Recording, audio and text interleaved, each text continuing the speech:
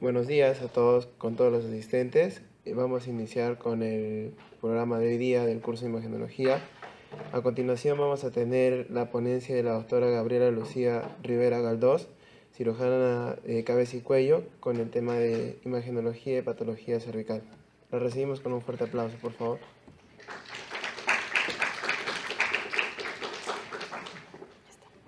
Buenos días, chicos. Como ya me presentaron, soy la doctora Gabriela Rivera, cirujano de cabeza y cuello, y espero que con esta charla puedan conocer un poco acerca de mi especialidad, ya que yo terminé la universidad sin saber que existía esta especialidad. La vine a conocer recién en el internado, porque es una especialidad un poco dejada de lado en toda la cátedra de la universidad. Entonces, pero es una especialidad amplia y muy bonita, muy interesante para quienes les interesa el campo quirúrgico y algo fino dentro del campo quirúrgico, ¿no? Entonces, espero que la puedan conocer un poco con esta ponencia. Hoy voy a hablar acerca de imagenología cervical. Siempre que hablamos de imagenología, tenemos que pensar en que son exámenes, como su nombre lo dice, auxiliares, ¿no es cierto? Entonces, como son exámenes auxiliares, tenemos que enfocarnos en ver riesgos y beneficios que nos van a otorgar estos exámenes, ¿no? Y sopesarlos para poder elegir el mejor examen para la persona indicada. Por ejemplo, en niños es muy importante ver el tema de la radiación, ¿no? Y de qué examen auxiliar le puedo ofrecer a un niño que no necesite sedación, que no necesite anestesia y que me pueda aportar para el diagnóstico, ¿no? Y qué beneficios dependiendo de la patología y de lo que yo quiero examinar, ¿no? Si quiero examinar en el cuello partes blandas, si quiero examinar glándulas, vísceras, o sea, todo tiene que ser con ese criterio, y espero que después de esta ponencia ustedes puedan elegir el examen que deben con determinado paciente, ¿ya? Entonces, en la imagen tenemos, en el ecran tenemos dos imágenes, ¿no es cierto? El de la derecha es un tumor bastante grande que infiltra ya piel, ¿no es cierto? Y vemos que está fijo prácticamente y está casi invadiendo el tórax, ¿no? Entonces yo les pregunto, para este tipo de exámenes, ¿una ecografía me serviría o una simple ecografía? No, ¿verdad? Entonces ya es un tumor grande que estamos viendo que está yendo casi hasta tórax, ¿no? Que tiene consistencia pétrea, entonces lo que yo quiero, y que se ve evidentemente malo, ¿no es cierto?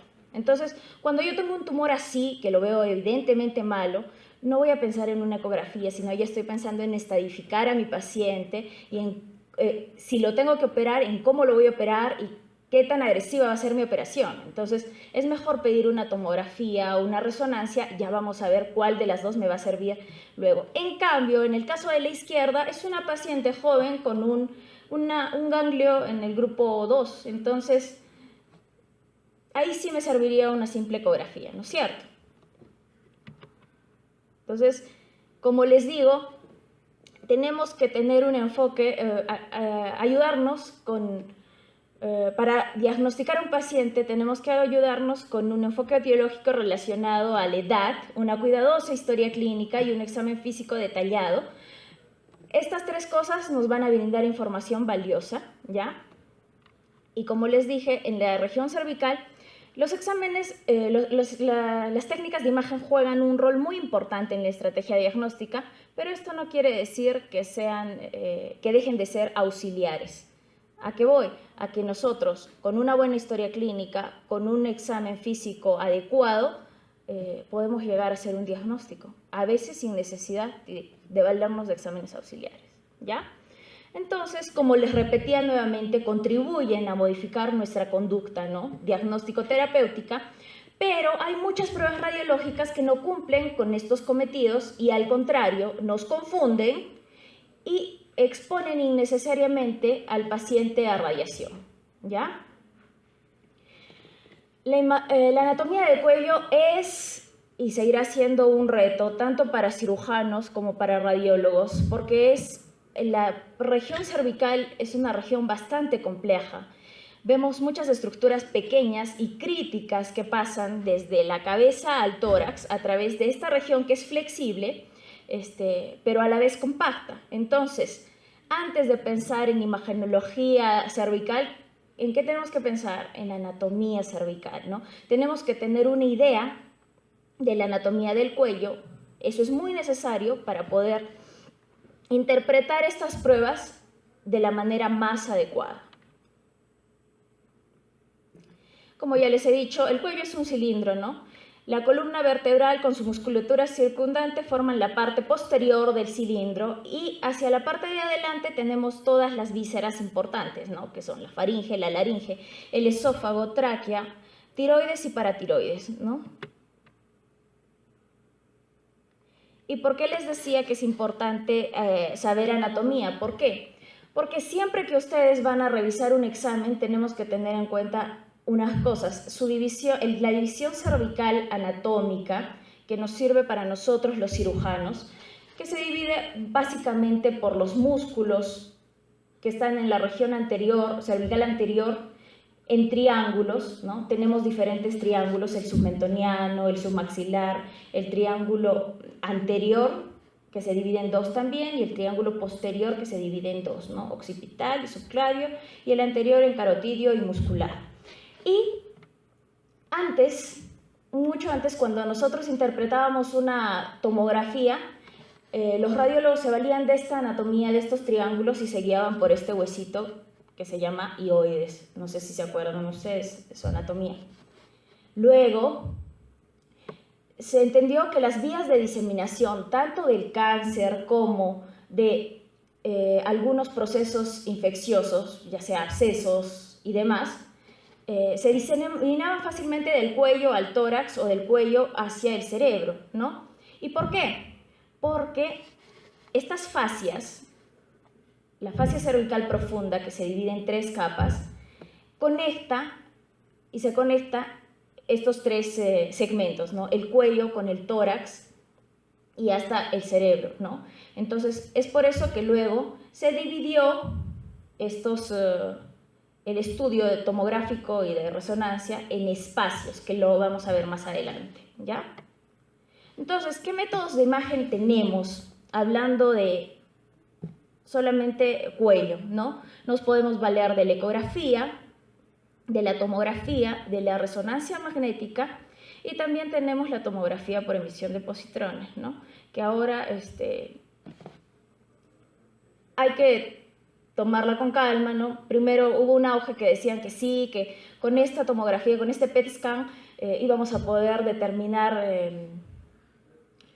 el cáncer o zonas cancerígenas en una determinada parte del cuerpo, pero ya se ha visto que tiene muchos resultados falsos positivos o falsos negativos, entonces hay que reservar ese examen para cuando sea necesario, no es un examen de rutina. Y ahora, ¿qué es lo que se viene y estamos utilizando bastante? Radiología intervencionista.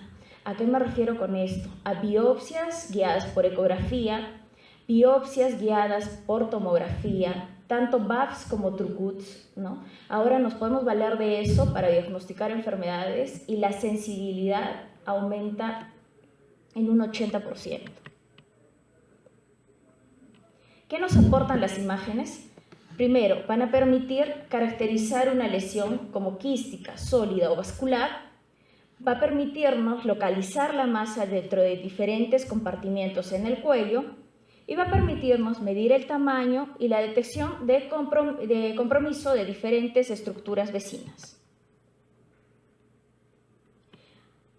Ahora vamos a empezar con lo que nos importa, ¿no? La valoración de imágenes de una masa en la región cervical. La primera pregunta que les quiero hacer: ¿cuál es el primer examen por imágenes que deberíamos solicitar nosotros? La evaluación por imágenes convencional empieza siempre con una ecografía simple, ¿ya? Siempre, si queremos examinar partes blandas, ganglios, o tiroides y algunas glándulas, ¿no? Submaxilares, submandibulares, la ecografía me aporta, a veces solamente necesito una ecografía y voy a poder diagnosticar y orientar mi terapeuta en un paciente. Entonces, siempre que ustedes tengan un paciente con una tumoración cervical, empezar por una ecografía convencional, ¿ya? Esa, a no ser que sea un caso como el que les he enseñado en la foto, ¿no? Algo evidentemente maligno, ¿no? Y evidentemente que está infiltrando tórax o que puede estar infiltrando base de cráneo, ¿no? Entonces ahí sí una ecografía no me va a servir, mejor voy a exámenes mucho más precisos, ¿ya? Entonces, rápidamente con una ecografía voy a poder diferenciar entre una lesión quística de una sólida o una vascular, ¿ya? Por eso la importancia. Además, la ecografía es un examen accesible siempre y cuando esté realizado por el profesional indicado, ¿no? Eso también, y hay que hacer énfasis, porque la ecografía es un examen operador dependiente, ¿no es cierto? Entonces, de nada me vale una ecografía si no está hecha por un profesional entrenado, ¿ya? ¿Cuáles van a ser las ventajas y desventajas de la ecografía? Las ventajas: no va a emplear radiación ionizante, es un examen no invasivo, de bajo costo, repetible y ampliamente disponible, ¿ya? En niños es muy valioso. ¿Por qué? Porque no va a necesitar que lo sedemos o que lo anestesiemos, ¿no? Simplemente es un examen que está al alcance de la mano. ¿Y cuáles son las limitaciones de la ecografía? La ecografía tiende a brindar menor información cuando se trata de lesiones ubicadas en zonas profundas del cuello. Por ejemplo, no voy a pedir una ecografía si quiero evaluar laringe, esófago, ¿no es cierto? Eso está sobreentendido, ¿no? Y regiones prevertebrales o transición cuello-tórax. Otra cosa, si quiero valorar estructuras óseas, ¿me va a servir una ecografía? No me va a servir una ecografía, ¿no es cierto? ¿Ya? Entonces, para partes blandas y para tejidos superficiales va bien, muy bien la ecografía. Y vamos a la glándula tiroides, porque he visto que algunos internos piensan que la tiroides se evalúa con una tomografía o con una resonancia, y no. Para nosotros el mejor examen para evaluar a la glándula tiroides es la ecografía, ¿ya? A no ser que sea una tumoración grande, extensa, que ya esté infiltrando mediastino, es que yo pido una tomografía o una resonancia recién en esos casos. ¿Para qué? Para evaluar mi conducta terapéutica cuando tengo que hacer una esternotomía o ya plantear una cirugía mucho más agresiva, ¿ya? Entonces, la ecografía es la técnica de elección. Es útil para el estudio del aspecto del parénquima tiroideo, nos permite detectar nódulos y valoración de esos nódulos. Entonces, una ecografía me aporta mucho más que una tomografía o una resonancia, porque por ecografía puedo caracterizar un nódulo en la tiroides. Puedo saber si ese nódulo es bueno o es malo, ¿ya? Entonces acá les he traído un recuerdo anatómico. Vemos que la tiroides tenía un lóbulo izquierdo, un istmo y un lóbulo derecho, ¿no es cierto? Vemos que está por delante de esta estructura. ¿Cómo se llama esta estructura? Es la tráquea, ¿ya? Y detrás de la tráquea, ¿qué tenemos? El esófago, ¿ya? Para que se ubiquen un poco y podamos ver esta ecografía. Podemos ver que acá está el lóbulo tiroideo derecho y acá está el lóbulo tiroideo izquierdo. Esto de acá, esta proyección, no sé si ven como anillitos, es la tráquea que divide los dos lóbulos, ¿ya? Este es el color y la consistencia y el tamaño adecuado y normal de la tiroides por ecografía. No debe de tener nódulos, no debe de tener quistes, no debe de tener hipervascularización en ningún lado. Tiene que ser un parénquima homogéneo, ¿ya?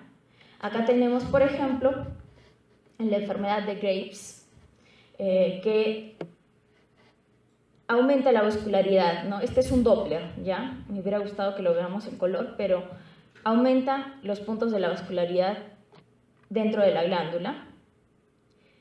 Y acá tenemos, por ejemplo, en una tiroiditis que también pueden ver que el parénquima es totalmente heterogéneo, ¿ya?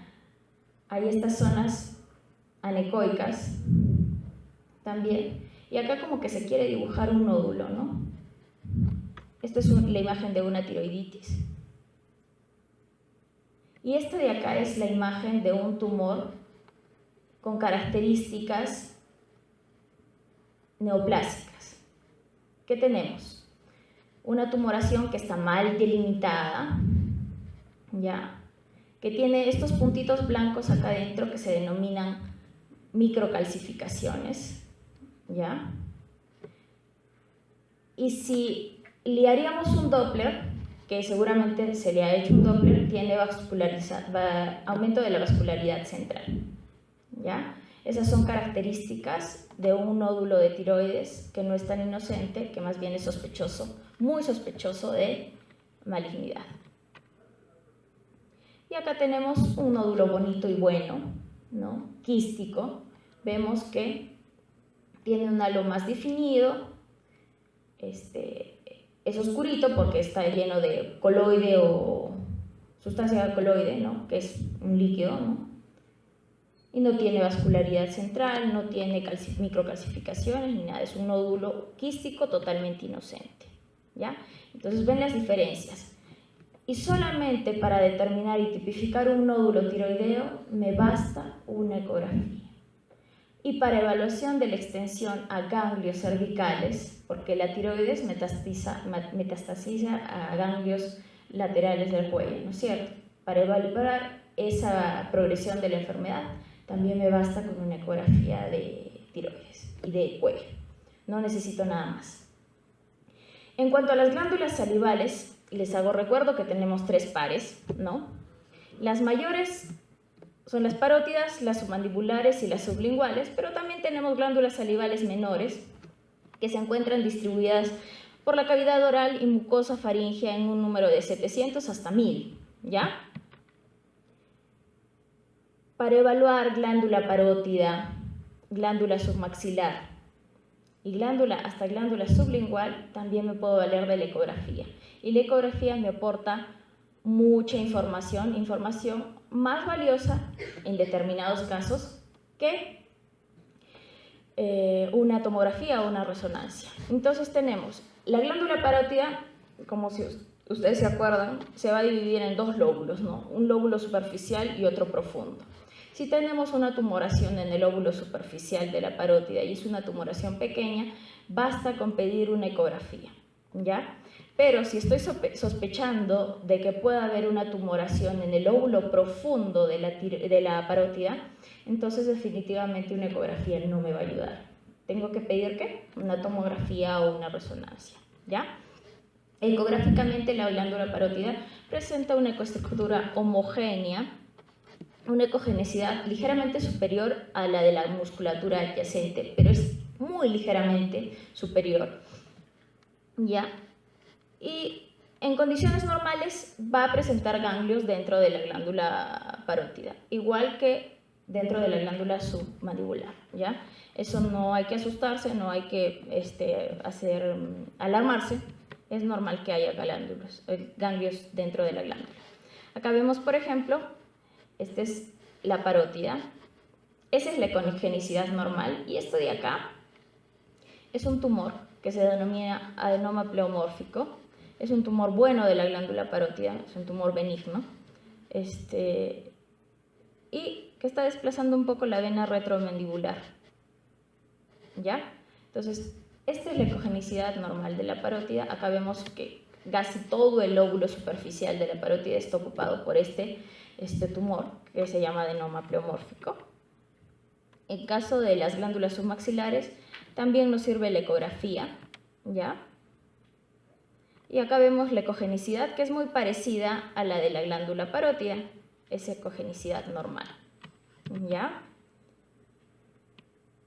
Las patologías que pueden afectar las glándulas salivales pueden ser muy variadas, desde inflamatorias, infecciosas, obstructivas, granulomatosas o neoplásicas. Siempre que pienso en una tumoración buena, que no me asusta, En el caso de glándulas salivales también me puede bastar una ecografía.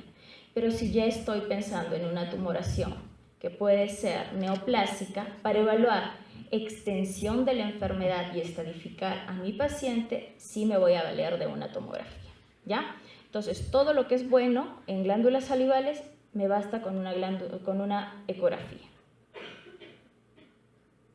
Ahora, vamos a hablar algo acerca del estudio de las adenopatías, que como ya les dije, también basta con que realicemos una ecografía para poder tipificar una adenopatía. No necesitamos nada más que una ecografía, y una ecografía me vale mucho más que otro examen de repente. Entonces, acá vamos a ver una adenopatía típica. ¿Cómo tienen que ser las adenopatías típicas por ecografía? Las adenopatías típicas tienen que ser ovaladas, ¿ya? De borde bien definido, ¿ya? Y con un halo, con un hilio, que acá lo vamos a ver, el hilio lineal que debe de estar presente. Estas son adenopatías totalmente inocentes, que tienen su halo bien definido, ¿ya? Son medio ovaladas y tienen un hilio central, ¿ya? Acá se ve mejor el hilio central, que es esta lineecita blanca. A diferencia de las adenopatías que ya son atípicas y que ya me sugieren de algún problema, ¿no es cierto? Esta es una adenopatía que tiene pérdida primero del hilio central, es redondeada, no es ovalada, y el halo que la delimita no es muy homogéneo, ¿ya? Entonces hay diferentes criterios, pero los que les acabo de decir son los más importantes. Una adenopatía de más de 1 centímetro, solamente de más de 1 centímetro, justifica que yo le tome interés y que amplíe estudios o que le haga seguimiento. Si tienes una adenopatía de menos de 1 centímetro, ni te percatas, te olvidas del asunto, no la sigues, salvo sean casos especiales de pacientes que tienen antecedentes neoplásicos, etc. ¿Ya? Entonces, las adenopatías nos van a empezar a interesar a medida que tengan más de 1 centímetro. ¿Y cuáles son las características que las definen como malas en una ecografía? La pérdida del halo, la pérdida del hilio central y el que sean más redondeadas, ¿ya? En vez de ovaladas. Ahora, en cuanto a tomografía y resonancia magnética en el cuello, ¿cuándo nos van a aportar información adicional?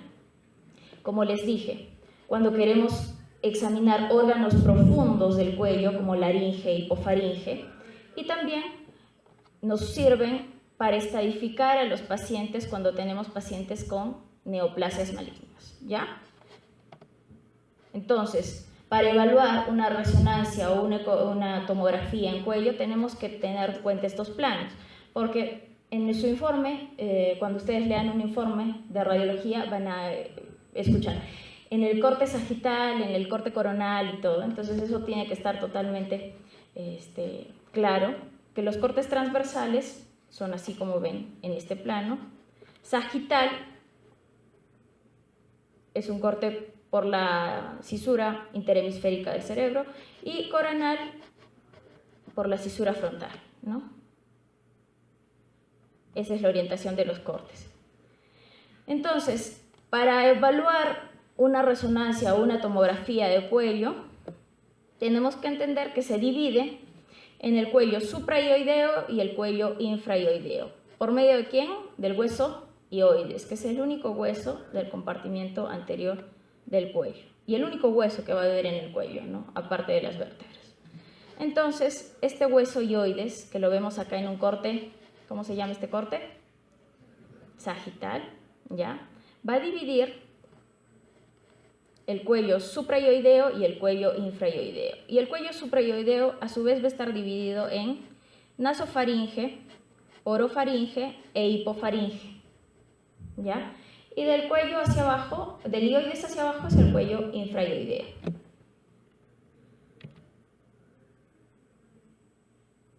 Entonces, como ya les dije, ¿no?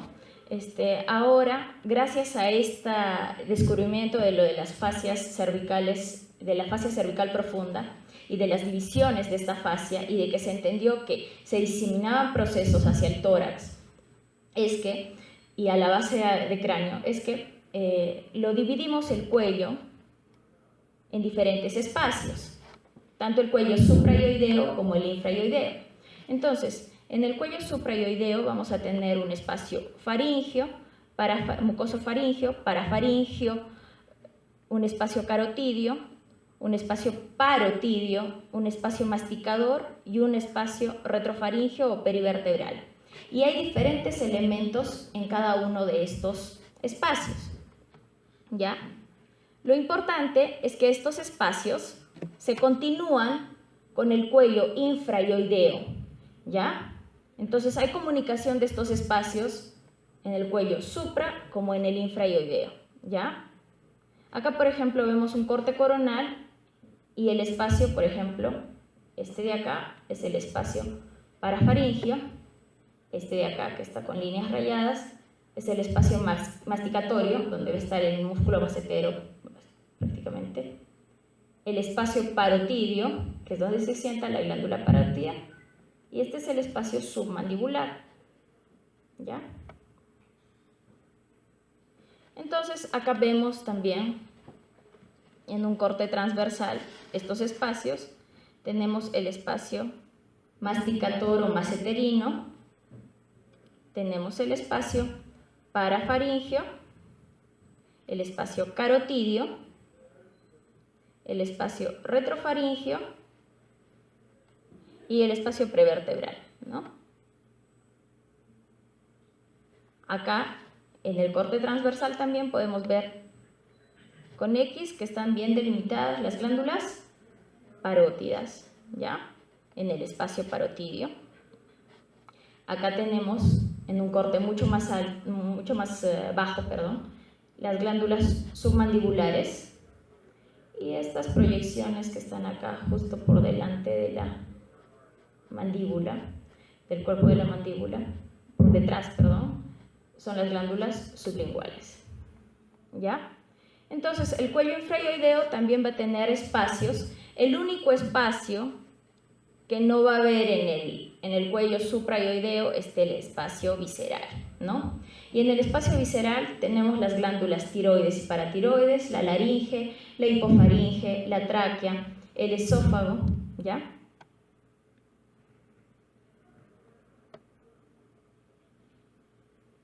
Acá tenemos un corte coronal. Tenemos primero estas estructuras que se ven medio blanquitas, son los lóbulos tiroideos, ¿ya? Este es el cartílago tiroides y el cricoides. Este es el ioides, ¿ya? El hueso ioides. Acá vemos en un corte transversal cómo es que se extiende la glándula tiroidea y acá está el paquete vásculo nervioso del cuello, ¿no? A los dos lados. Acá vemos la tiroides en todo su esplendor, justo por delante de la tráquea. Acá vemos los vasos, la carótida y la vena yugular interna. Acá vemos un nódulo que está en la tiroides. Y como se pueden dar cuenta, este nódulo no lo puedo tipificar con la misma precisión con la que lo tipificamos por ecografía, ¿no es cierto? Solamente se ve un nódulo y nada más, ¿no? Podríamos ver si es sólido o quístico, pero nada más, ¿no? Acá vemos la laringe, ¿ya? Que son las cuerdas vocales verdaderas que están apoyadas en los cartílagos aritenoides, ¿ya? Y eso también lo podemos evaluar por tomografía, ¿no? La laringe. Ahora, adenopatías sí las podemos ver por tomografía, pero ya les dije que el examen de elección es la ecografía para la tipificación de adenopatías, ¿ya? Entonces, ¿qué es lo que vamos a ver por tomografía? Más que todo, adenopatías, necrosis en las adenopatías. Acá tengo un dibujo de unas adenopatías con necrosis, ¿ya? Acá, ¿ven? Por ejemplo, estas de acá, ven esas cositas negras en su interior. Esa es una adenopatía con necrosis interna y eso me habla de un criterio de malignidad tomográfico de las adenopatías, ¿ya? Entonces, la clasificación de los ganglios está dado en el cuello por niveles. Eso supongo que ya lo han revisado ustedes. No hay niveles del 1 al 6, porque el 7 ya son ganglios mediastínicos. Y así es que van a informar las adenopatías, ¿no? De acuerdo al nivel en que se encuentran. Entonces, los criterios de malignidad de cualquier adenopatía en una tomografía van a ser el tamaño mayor de 1 centímetro, no necesariamente, necrosis dentro de la adenopatía, ¿ya? Extensión extranodal, la morfología redondeada, como ya les he dicho, y cuando hay múltiples y agrupadas, ¿no? Cuando son múltiples y agrupadas. Ahora, les pregunto, ¿qué es más adecuado entonces? ¿Una tomografía o una resonancia magnética? Un examen no excluye otro examen, depende de lo que nosotros queramos ver en el paciente, ¿ya? Por ejemplo, la resonancia magnética tiene la ventaja de no emplear radiaciones ionizantes, ¿ya? Es mejor que la tomografía para el estudio de tejidos blandos, ¿ya? Pero al igual que la ecografía tiene limitaciones para estudiar hueso, ¿ya? La TAC generalmente se emplea para la estudificación de los tumores. ¿Y por qué utilizamos la TAC? Porque gracias a la TAC podemos pedir ventanas óseas y podemos ver la extensión de esa tumoración con respecto al hueso, ¿ya? Si invade o no, o compromete estructuras óseas. Y si ya compromete estructuras óseas, mi conducta terapéutica va a ser totalmente diferente. Entonces, por eso es que lo utilizamos nosotros para estadificar al paciente, ¿ya? Porque esa valoración de las estructuras óseas no las puedo tener con la resonancia magnética. Pero en cambio, si quiero evaluar extensión a base de cráneo, ¿ya? Ahí sí me sirve la resonancia magnética para ver si un tumor está infiltrando base de cráneo, porque ahí ya, aparte del hueso, veo partes blandas. Y entonces para partes blandas sí me sirve la resonancia magnética, ¿ya? Entonces la TAC puede mostrar mejor las calcificaciones y el compromiso del hueso cortical. En ambos casos es mejor indicar cada uno de estos estudios con y sin contraste, ¿ya? Y tanto la TAC como la resonancia permite también obtener imágenes angiográficas que se pueden pedir en el caso que sea necesario, ¿no? Acá, por ejemplo, pedimos una resonancia cuando pensamos en invasión de base de cráneo, cuando queremos ver si hay extensión perineural, extensión intracraneal, ¿ya? Dudas en tomografía si hay invasión cartilaginosa, porque si bien la tomografía me sirve para ver extensión en huesos, no es tan precisa para ver extensión en cartílagos. En cambio, una resonancia me sirve mucho más, ¿ya? Y caracterización en determinados casos de las adenopatías, pero ya hemos visto que la ecografía se lleva de encuentro esta especificación, ¿no? Entonces, acá vemos, por ejemplo, un tumor vascular, ¿no? Porque está todo coloreado de blanco, ¿no? Y ya por la localización podemos saber que es un paraganglioma carotidio, ¿no? Es un tumor netamente vascular. Y bueno, ya para concluir, les traigo los grados de recomendación, ¿no? Esto es de la Sociedad Española de Radiología. Entonces, como les he dicho, para valorar patología de partes blandas en el cuello y glándulas como tiroides, submaxilares, el grado de recomendación es B para pedir una ecografía. Entonces, con esto les quiero decir que siempre tenemos que empezar con una ecografía, ¿ya? Aquí está la bibliografía, los invito a revisar esta página de acá, Head, Neck, Brain and Spine, así se llama, ¿ya? Si tienen alguna duda, porque ustedes van a hacer su internado, esta página es muy interactiva y te permite seguir la anatomía de toda la tomografía, desde la cabeza hasta el pie, ¿no? con cortes y es muy gráfica y didáctica. Entonces, por último, muchas gracias por la atención. No sé si tienen alguna duda. Ahí está mi correo por si tienen cualquier tipo de duda, tanto académica como profesional. Estamos para ayudarlos. ¿Ya? Muchas gracias, chicos.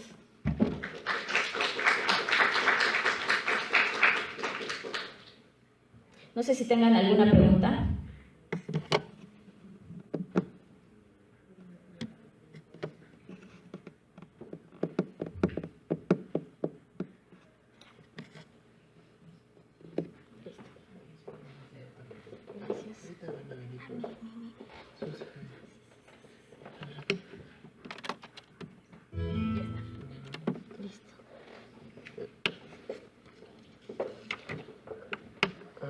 Agradecemos a la doctora Karen, no, a la doctora Gabriela por su excelente ponencia.